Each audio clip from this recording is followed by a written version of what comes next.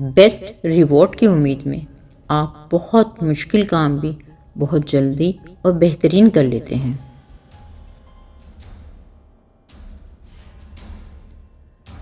جو بچے جلدی بولنا شروع کر دیتے ہیں ان کی یادداشت بہت مضبوط ہوتی ہے۔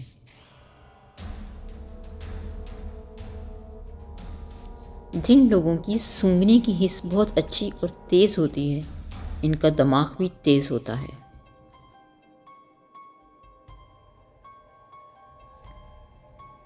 تجربہ کار لوگوں کی تجاویز کو ضرور سنیے کیونکہ وہ اپنی ناکامی کی وجوہات بھی جانتے ہیں۔ ان لوگوں کی تجاویز کو زیادہ مانا جاتا ہے جو انہیں پیش کرتے وقت اپنا لہجہ نرم اور پرخلوص رکھتے ہیں۔ خود غرض لوگوں کی دنیا اپنی ذات تک محدود ہوتی ہے۔ آپ ان کے لیے کچھ بھی کر لیں اگلے دن انہیں یاد تک نہیں رہتا۔ شام 5 سے 7 بجے کے درمیان آپ کا دماغ زیادہ ایکٹیو ہو جاتا ہے۔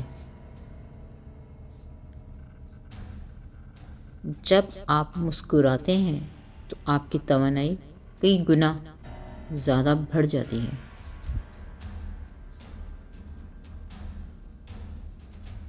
رونے والے لوگ اکثر نہ رونے والے لوگوں سے زیادہ مضبوط ہوتے ہیں۔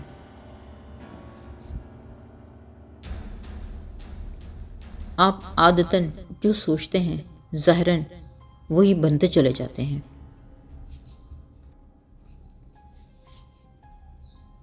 مختصر 1 یا 2 لفظوں میں یا 2 جواب دینے والے لوگ عموماً زیادہ ذہین ہوتے ہیں۔ جو لوگ اپنے کام کے دوران دوسروں کی مداخلت پسند نہیں کرتے وہ زیادہ اچھے ورکر ثابت ہوتے ہیں۔